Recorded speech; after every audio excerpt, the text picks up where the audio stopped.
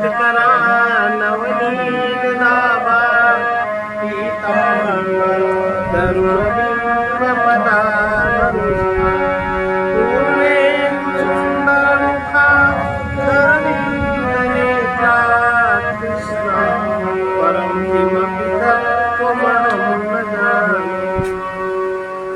तैत्तिरीय उपनिषद का 7वां अनुवाद।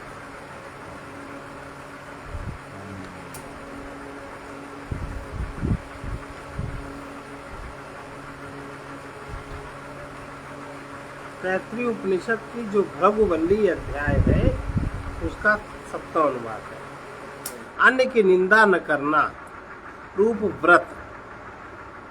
कभी भी अन्न की निंदा न करे ऐसा व्रत ले, तथा शरीर और प्राण रूप अन्न ब्रह्म के उपासक को प्राप्त होने वाले फल का वर्णन। अन्नम न निंद्यात तद्व्रतम प्राणो वा अन्नम शरीरम अन्नादम प्राणे शरीरं प्रतिष्ठितम् शरीरे प्राणः प्रतिष्ठितः तदेतदनुमन्ये प्रतिष्ठितम् स एतदम् अन्ये प्रतिष्ठितम् स एतदमन्ये प्रतिष्ठितम् वेद प्रतिष्ठति वेद प्रतिष्ठति अन्नवान् अन्नादो भवति महान् भवति प्रजया पशुभिर्वर्चस्वेन महान् कीर्त्या अन्न की निंदा न करे। यह ब्रह्मज्ञ का व्रत है। अन्न माने खाद्य पदार्थ, इसकी कभी निंदा न करे। ये ब्रह्मज्ञ का व्रत है। ये जैसे अब निंदा न करे का मतलब ये ऐसा बना, ये खराब बना, ये अच्छा बना। जो भोजन सामने आ जाए उसको प्रेम पूर्वक सेवन करें। इसमें नमक ज़्यादा, इसमें चीनी ज़्यादा, ये सब जब करे तब के विचार की बात है। और जब आप उसको सेवन कर रहे हैं तब उसको निंदा करके भोजन सेवन न करें। ऐसा ये ब्रह्मज्ञ का व्रत है। जो ब्रह्मज्ञ है, ब्रह्म को जानने वाला है, तो उसका व्रत है। प्राण ही अन्न है और शरीर अन्नाद है, अन्न से उत्पन्न होने वाला। प्राण में शरीर स्थित है, शरीर में प्राण स्थित है। इस प्रकार एक दूसरे के आश्रित होने से वे एक दूसरे के अन्न है। ये दोनों अन्न ही अन्न में प्रतिष्ठित है। जो इस प्रकार अन्न को अन्न में स्थित जानता है वो प्रख्यात प्रतिष्ठित होता है, माने उसको यश कीर्ति का लाभ मिलता है। अन्नवान और अन्न भोक्ता होता है। प्रजा पशु ब्रह्म तेज के कारण महान होता है तथा कीर्ति के कारण भी महान होता है। इसके सिवा क्योंकि द्वारभूत अन्न के द्वारा ही ब्रह्म को जाना, इसलिए गुरु के समान अन्न की भी निंदा न करे। इस प्रकार ब्रह्मवेत्ता के लिए यह व्रत उपदेश किया जाता है। यह व्रत का उपदेश अन्न की स्तुति के लिए है और अन्न की स्तुति पात्रता ब्रह्मोपलब्धि का साधन होने के कारण है। प्राण ही अन्न है क्योंकि प्राण शरीर के भीतर रहने वाला है। जो जिसके भीतर स्थित रहता है वो उसका अन्न हुआ करता है। प्राण शरीर में स्थित है, इसलिए प्राण अन्न है और शरीर अन्नाद है। इस प्रकार शरीर भी अन्न है, प्राण अन्नाद है। कैसे? प्राण में शरीर स्थित है क्योंकि शरीर की स्थिति प्राण के ही कारण है। अतः ये दोनों शरीर और प्राण अन्न और अन्नाद हैं। क्योंकि वे एक दूसरे में स्थित हैं इसलिए अन्न है, और क्योंकि एक दूसरे के आधार है इसलिए अन्नाद है। अतएव प्राण और शरीर दोनों ही अन्न और अन्नाद है। वो जो इस प्रकार अन्न को अन्न में स्थित जानता है, अन्न और अन्नाद रूप से स्थित होता है, वो अन्नवान और अन्नाद होता है। इसलिए शेष अर्थ पूर्ववत लगाना चाहिए। ये इति भृगुवल्याम 7वां अनुवाद का। अब 8वां अनुवाद। अन्न का त्याग न करना। अन्न का त्याग न करना रूप व्रत तथा जल और ज्योति रूप अन्न ब्रह्म के उपासक को प्राप्त होने वाला फल। अन्नम न परिचक्षित तद्व्रतम आपो वा अन्नम ज्योतिरन्नादम अप्सु ज्योतिः प्रतिष्ठितम् ज्योतिष्यापः प्रतिष्ठिताः तदे तदन्नमन्ये प्रतिष्ठितम् स या एतदमन्ये प्रतिष्ठितम् स एतदन्नमन्ये वेद प्रतिष्ठति अन्नवान अन्नादो भवति महान् भवति प्रजया पशुभिर्ब्रह्म वर्चसेन महान कीर्त्या। अन्न का त्याग न करें, यह व्रत है। जल ही अन्न है, क्योंकि अन्नाद है। जल में अन्न स्थित है, जल से ही तो अन्न पैदा होता है। जल में ज्योति प्रतिष्ठित है, सूर्य का प्रकाश भी जल को शुद्ध करता है और ज्योति में जल स्थित है। इस प्रकार ये दोनों अन्न ही अन्न में प्रतिष्ठित है। जो इस प्रकार अन्न को अन्न में स्थित जानता है वो प्रतिष्ठित होता है, अन्नवान और अन्नाद होता है। प्रजा पशु और ब्रह्म तेज के कारण महान होता है तथा कीर्ति के कारण भी महान होता है। अन्न का प्रत्याख्यान अर्थात त्याग न करें, यह व्रत है। यह कथन पूर्वत स्तुति के लिए है। इस प्रकार शुभाशुभ की कल्पना से उपेक्षा न किया हुआ अन्न ही यहाँ स्तुत और महिमान्वित किया जाता है तथा आगे के आपो वान्नम इत्यादि वाक्यों में भी पूर्वोक्त अर्थ की योजना करनी चाहिए। इति भृगुवल्याम अष्टमो अनुवाक।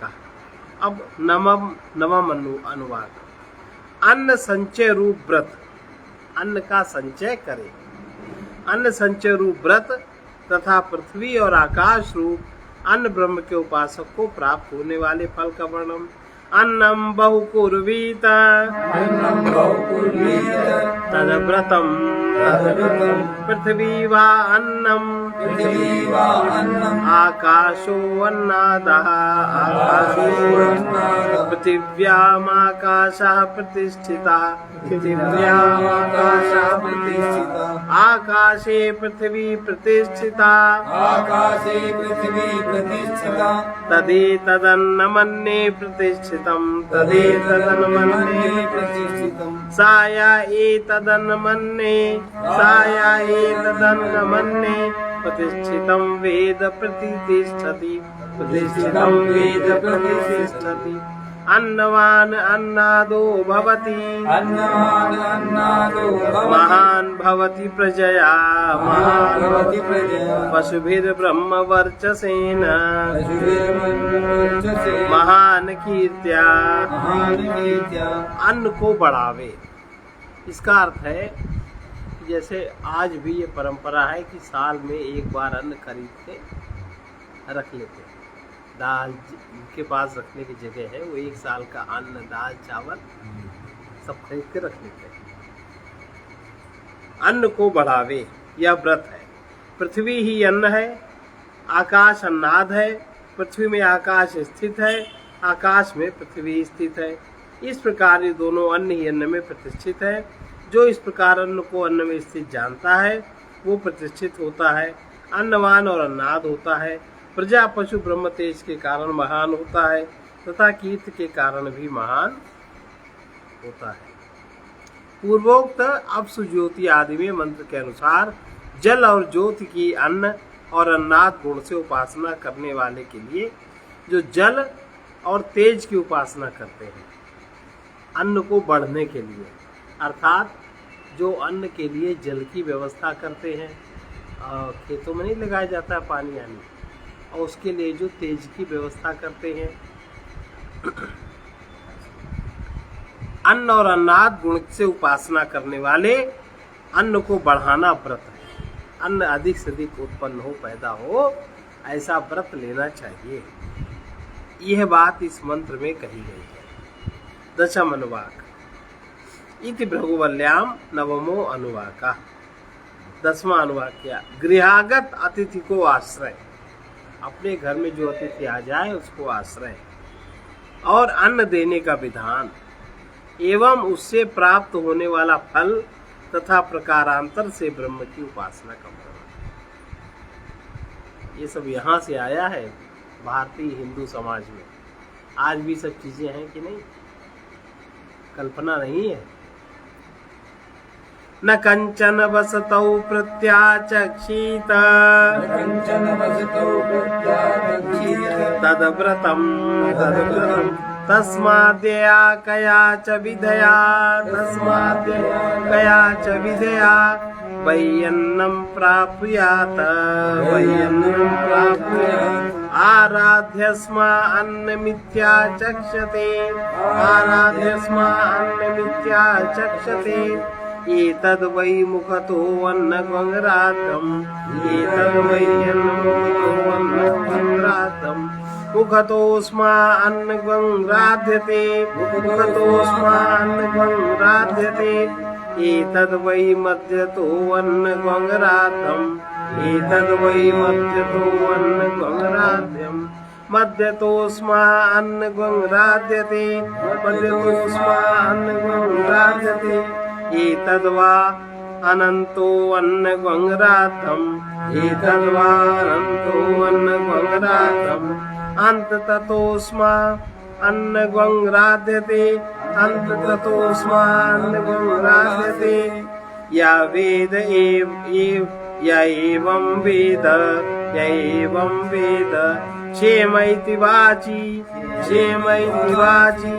योगक्षेम इति प्राणापानयो कर्मेति हस्तयोः गतिरिति पादयोः विमुक्तिरिति पायौ इति मानुषी समाज्ञा अथ दैवी तृप्तिरिति वृष्टौ बलमिति विद्युति यश इति पशुषु ज्योति तरिति नक्षत्रेषु तरिति नक्षत्रेषु प्रजारित मृतामन्द इति उपस्थे प्रजारिति मृतमानन्द इति उपस्थे सर्वमित्याकाशे तत्प्रतिष्ठेत्युपासीत प्रतिष्ठावान् भवति तन्मः इत्युपासीत महान् भवति तन्मन् इत्युपासीत मानवान् भवति तन्नम् इत्युपासीत नम्यन्ते स्मै कामाः तद् ब्रह्मेत्युपासीत ब्रह्मवान् भवति तद् ब्रह्मणा परिमर इत्युपासीत परेणं म्रियन्ते द्विषन्ताः सपत्नाः पर्ये प्रिया भातृव्याः स यक्षायं पुरुषे यक्षा सावदिते स एकः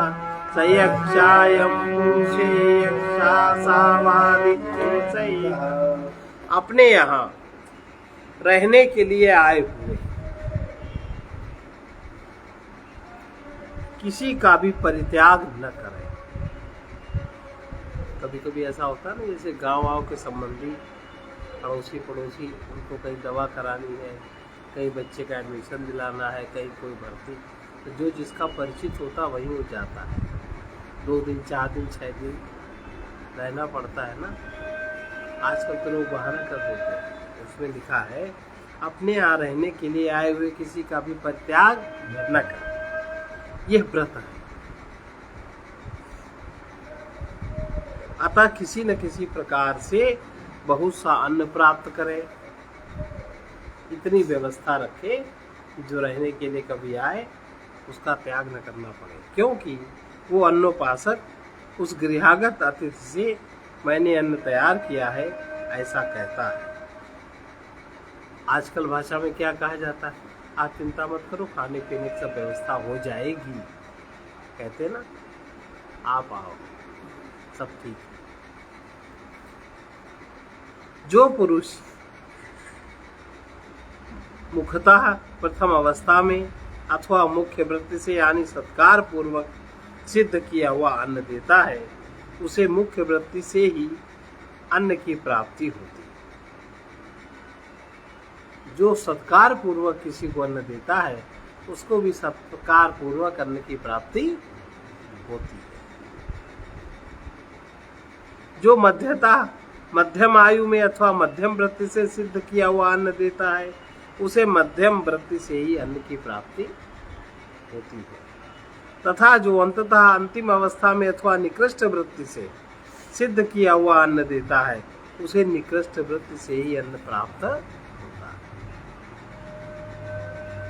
निकृष्ट वृत्ति, जैसे कोई बैठा है भूखा है, हमें पता है, और हम बैठ के परोस के खाने लगे और वो बार बार इशारा कर रहा है, कह रहा है, और फिर भी अरे ऐसे तो आते रहते, कौन ऐसे भी, चलो हटा,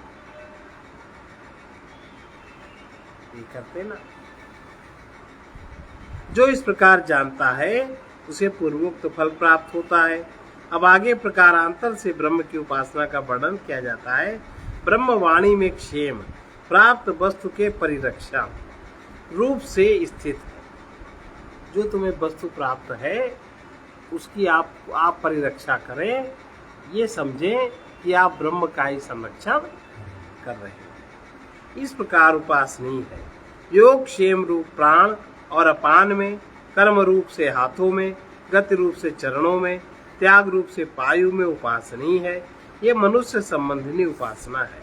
अब देवताओं से संबंधित उपासना कही जाती है। तप्त रूप से वृष्टि में, बल रूप से विद्युत में, यश रूप से पशु में, ज्योति रूप से नक्षत्रों में, पुत्रादि प्रजा अमृतत्व और आनंद रूप से उपस्थ में तथा सर्व रूप से आकाश में ब्रह्म की उपासना करें। वो ब्रह्म सबका प्रतिष्ठा माने आधार है, इस भाव से उसकी उपासना करें। इससे उपासक प्रतिष्ठावान होता है। वो मह नामक व्यावृत्ति अथवा तेज है, इस भाव से उसकी उपासना करें। इससे उपासक महान होता है। वो मन है, इस प्रकार उपासना करें। इससे उपासक मनन करने में समर्थ होता है। वो नमः है, इस भाव से उसकी उपासना करें। इससे संपूर्ण काम में पदार्थ उसके प्रति विनम्र हो जाए। जो नमः पूर्वक उपासना करता है उसके लिए सारा जगत, संपूर्ण काम में पदार्थ जो जो चाहता है सब उसको समय समय पर जैसी जो आवश्यकता है विनम्र माने प्राप्त हो जाते हैं।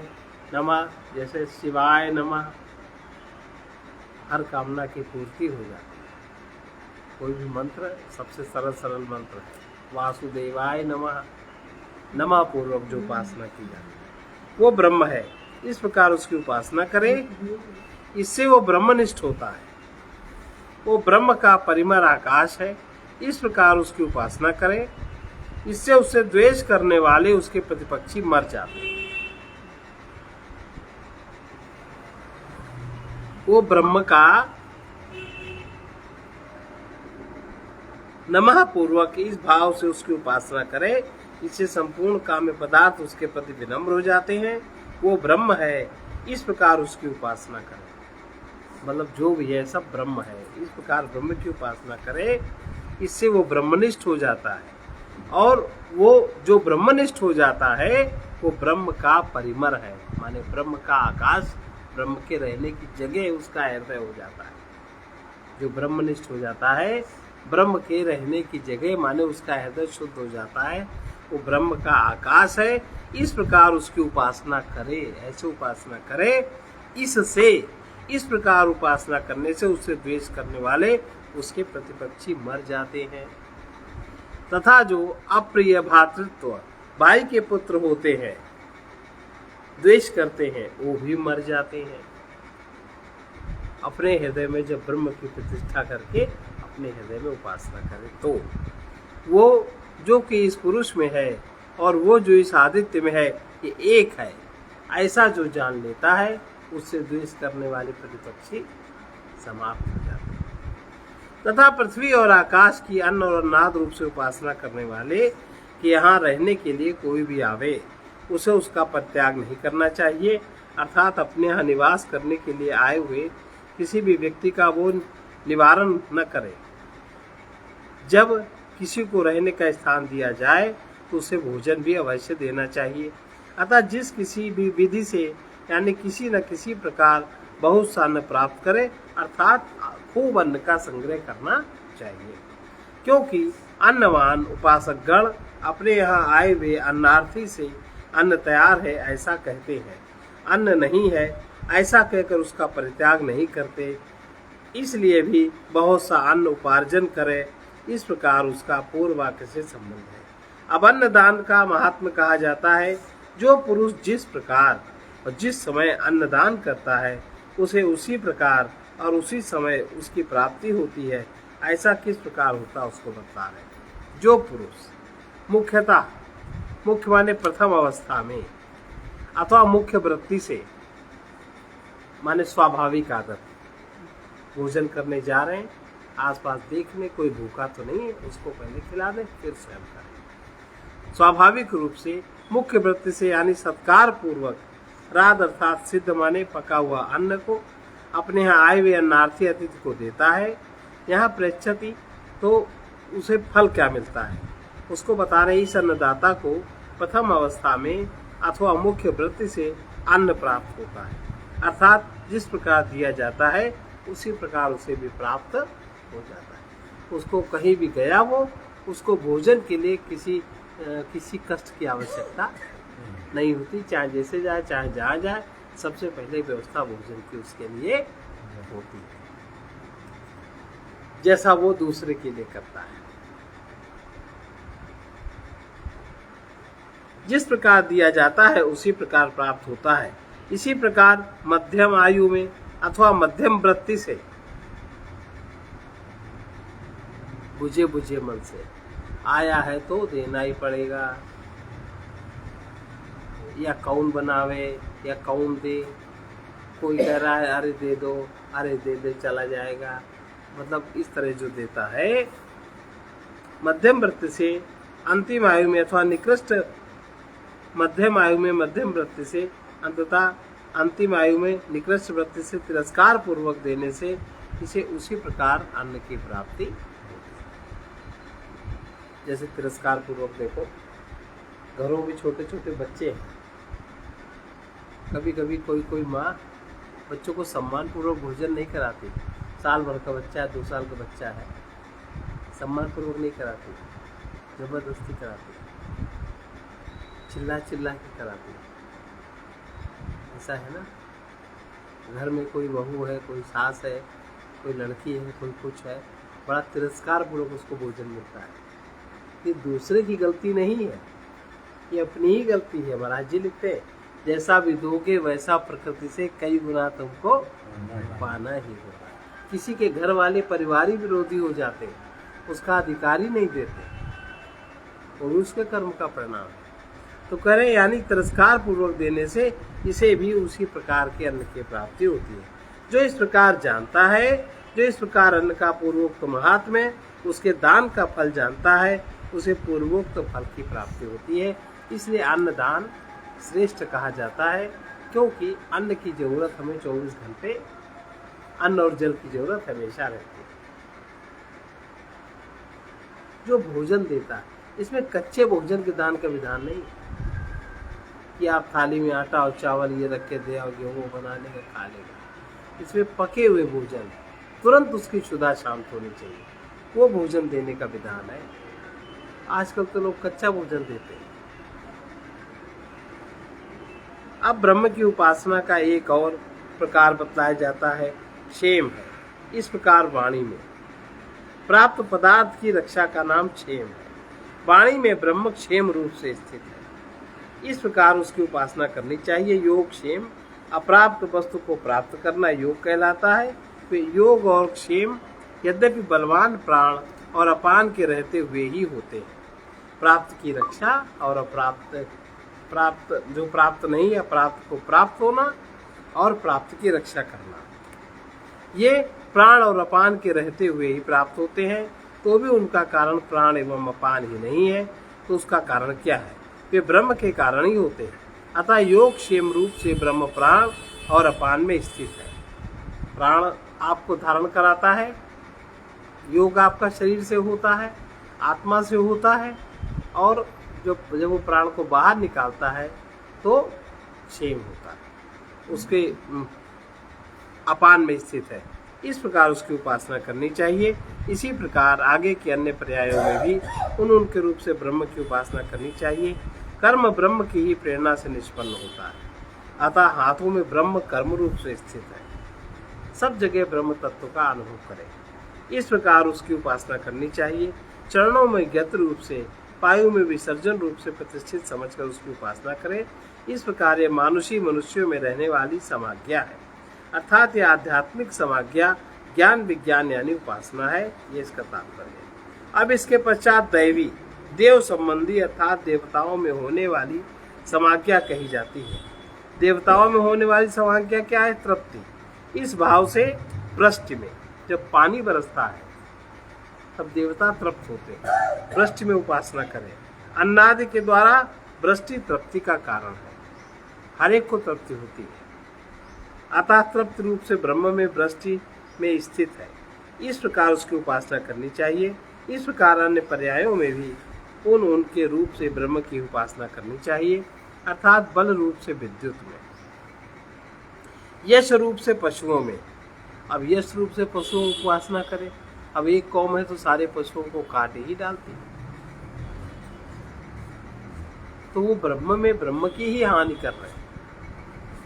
उसका फल उनको उनके प्रकार का होगा।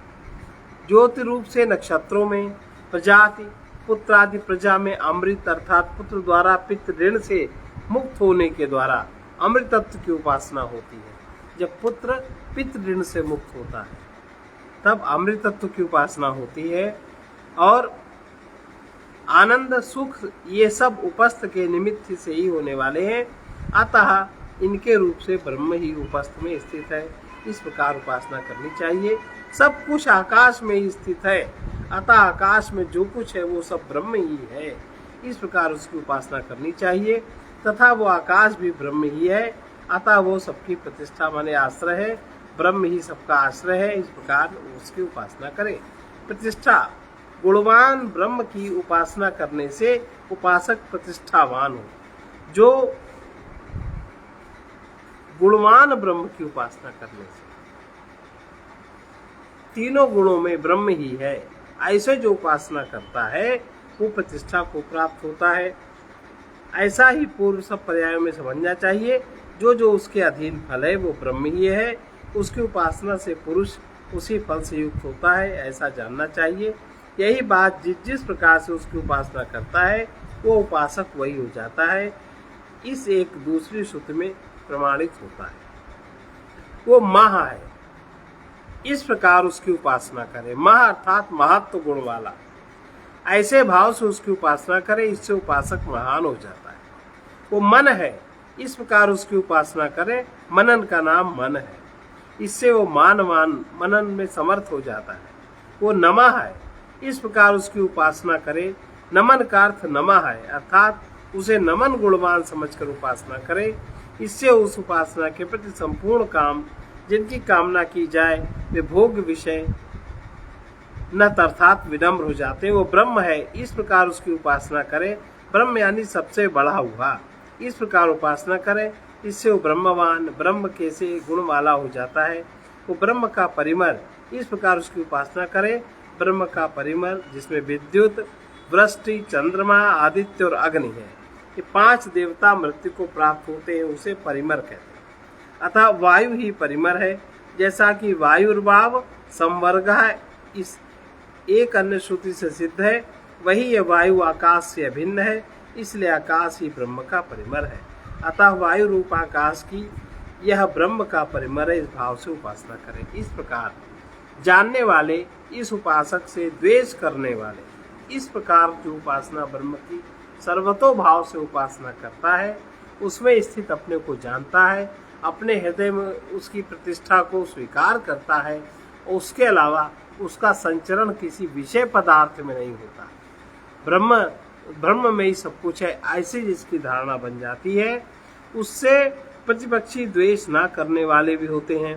इसलिए यहाँ द्वेष करने वाले का विशेषण दिया, वे मर जाते हैं। जो इसके प्रतिपक्षी होते हैं, जो इससे द्वेष करने वाले होते हैं, वो स्वतः ही मर जाते हैं, अर्थात प्राण त्याग देते हैं। तथा इसके जो अप्रिय भातृत्व होते हैं, जो भाई बंधु भी द्वेष करने वाले हैं, उनकी भी वही गति, वही स्थिति होती है। प्राण ही अन्न है और शरीर अन्नाद है। यहाँ से लेकर आकाश पर्यंत कार्य वर्ग का ही अन्न। और इसका तात्पर्य है कि जो नमः सर्वत्र ब्रह्म को नमन करते हुए जो जिंदगी जीता है, उसमें ऐसी ऊर्जा का संचरण होता है, ऐसी ऊर्जा उससे विकीर्ण होती है कि जो उसके विपरीत उसके आसपास होते हैं, उनकी मृत्यु हो जाती है।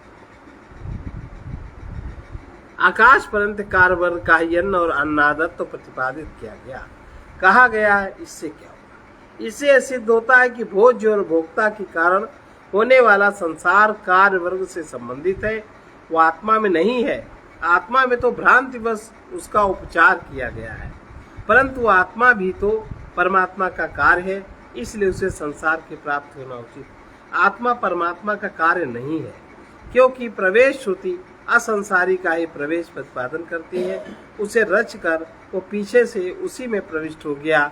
इस श्रुति के द्वारा आकाश आदि के कारण रूप असंसारी परमात्मा का ही कार्यों में अनुप्रवेश सुना गया। अतः कार्य में अनुप्रविष्ट जीवात्मा असंसारी परमात्मा ही है, रच कर पीछे से प्रविष्ट हो गया। इस वाक्य से एक ही कर्ता होना सिद्ध होता है।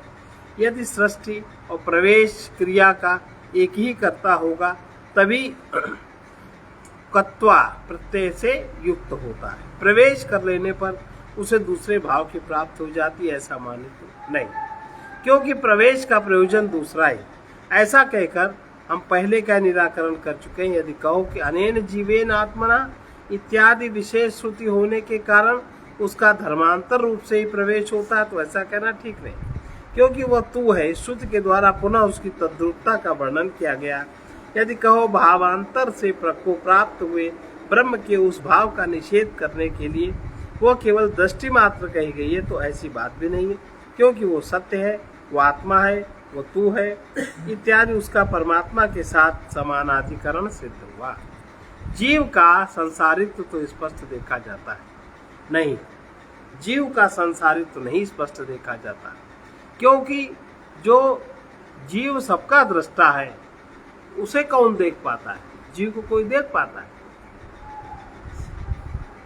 सांसारिक धर्मों से युक्त आत्मा तो उपलब्ध होता ही है, ऐसी बात भी नहीं है, क्योंकि धर्म अपने धर्मी से अभिन्न होते हैं, अतः वे उसके कर्म नहीं हो सकते। जिस प्रकार की सूर्य के धर्म उष्ण प्रकाश का दाह्यत्व प्रकाशियत्व संभव नहीं है। यदि कहो कि भय आदि से देखने में आत्मा के दुखित्व आदि का अनुमान होता ही है, तो ऐसा कहना भी ठीक नहीं है, क्योंकि भय आदि दुख उपलब्ध होने के कारण उपलब्ध करने वाले आत्मा के धर्म नहीं हो सकते। कोई आधार न होने से, वेद के विरोध होने से भ्रांति में होना उचित है। जिसके जीवन का कोई आधार नहीं होता, अर्थात ब्रह्माधार नहीं होता, और जिसका वेद से विरोध होता है, माने ज्ञान से जो विरोध होता है जिसका, उसका जीवन भ्रांतिमय हो जाता है, वो मोह और भ्रम से ग्रसित हो जाता है। श्रुति और युक्ति से आत्मा का असंसारित्व सिद्ध होता है, तथा एक होने के कारण भी ऐसा ही जान पड़ता है। उसका एकत्व कैसे है? सो सबका सब पूर्ववत, वो जो इस पुरुष में है और जो यह आदित्य में है, ये दोनों एक है, इस वाक्य के द्वारा कहा गया। अब आदित्य और देहोपाधिक चेतन की एकता जानने वाले उपासक को मिलने वाला फल, ये हम लोग करते हैं।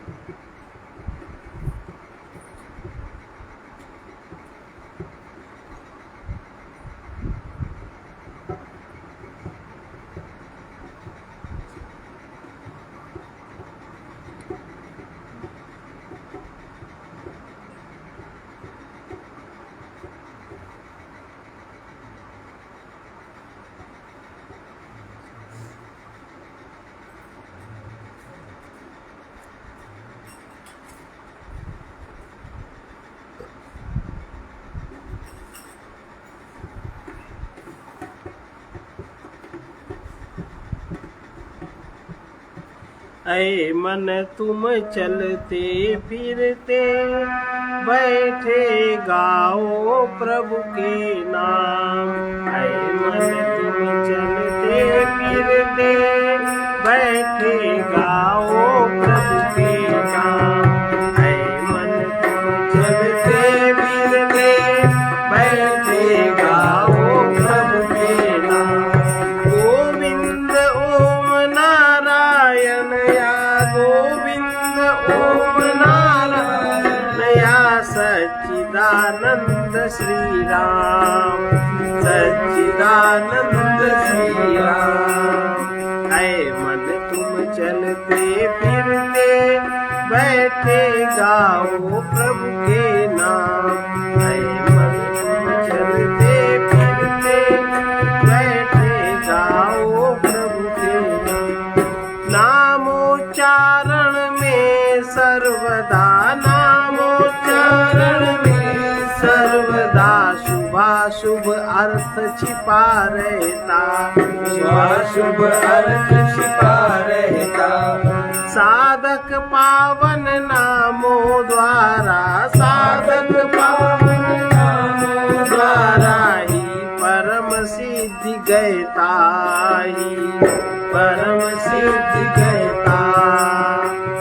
नाम के सहारे दुख सिंधु नाम के सहारे दुख सिंधु पापी तर गए तमाम पापी तर गए तमाम। ऐ मन तुम चलते फिरते बैठे गाओ प्रभु के नाम। ऐ मन तुम चलते फिरते बैठे गाओ प्रभु के नाम। द्रौपदी दुखी हो कृष्ण नाम द्रौपदी दुखी हो कृष्ण नाम। जिस समय पुकारा था जिस समय पुकारा था। दुशासन चीर खींचते हुए दुशासन चीर खींचते हुए सभा में हारा था सभा में हारा था। चीर के रूप में उतर रहे चीर के रूप में उतर रहे हे स्वयं श्री घनश्याम हे स्वयं श्री घनश्याम। ऐ मन तुम चलते फिरते बैठे गाओ प्रभु के नाम। ऐ मन तुम चलते फिरते बैठे गाओ प्रभु के नाम। गज लड़ता रहा जहाँ तक तन जन बल की आशा थी गज लड़ता रहा जहाँ तक तन जन बल की आशा थी। उस समय शरण ली प्रभु की जब सब और निराशा थी। उस समय शरण ली प्रभु की जब सब और निराशा थी। वो पूरा नाम न ले पाया कर नाम न ले पाया कर गया सुदर्शन का कर गया सुदर्शन का।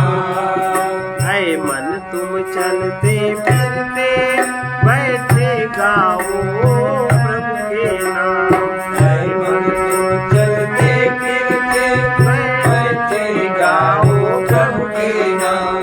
नाम के सहारे कभी अटल पद ध्रुव ने पाया था। नाम के सहारे कभी अटल पद ध्रुव ने पाया था। प्रहलाद भक्त ने नामी को खम्भ में बुलाया था। प्रहलाद भक्त ने नामी को खम्भ में बुलाया था। नरसिंह रूप से हिरण्यकश्यप को भेजा निज धाम। नरसिंह रूप से हिरण्यकश्यप को भेजा निज धाम।